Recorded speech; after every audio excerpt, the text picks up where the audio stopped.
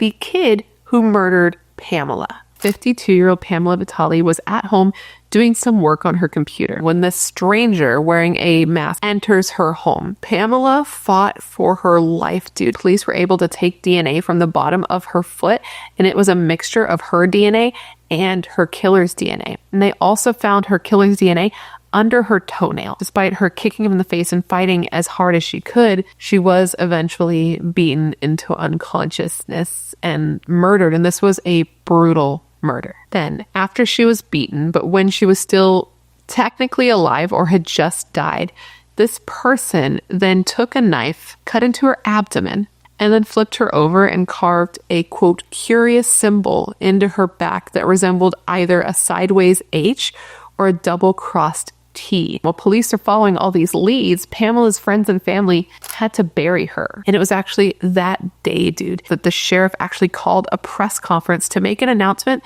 that was totally out of left field. And that was that they had made an arrest in connection with Pamela's murder. And the person they arrested was a 16-year-old, and his name was Scott Dyleski. Why would he kill Pamela? But when it comes to Scott, you also have to look at the whole picture here. It's not just that he's goth. It's also that he is getting darker. It's also that he is isolating himself. That could just be the signs of a kid going through the normal teenage angst and also trauma and also neglect. But then you look at the things he was looking up on his computer. Specifically, he was looking into vivisection, which is the practice of cutting into people or animals and extracting their organs. And that gives you more of an idea of what was going on in the heart and mind of Scott. Now, there was a lot of evidence against Scott in this case, but one of the biggest hitters, one of the hardest hitting piece of evidence that they had was a shoe print at the murder scene in Scott's blood. They believed that Pamela had kicked her killer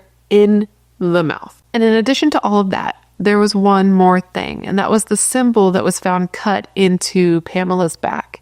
And this symbol that was found cut into her was similar to one that Scott used to sign his writings. Why would he cut into her like decoratively on her back, period?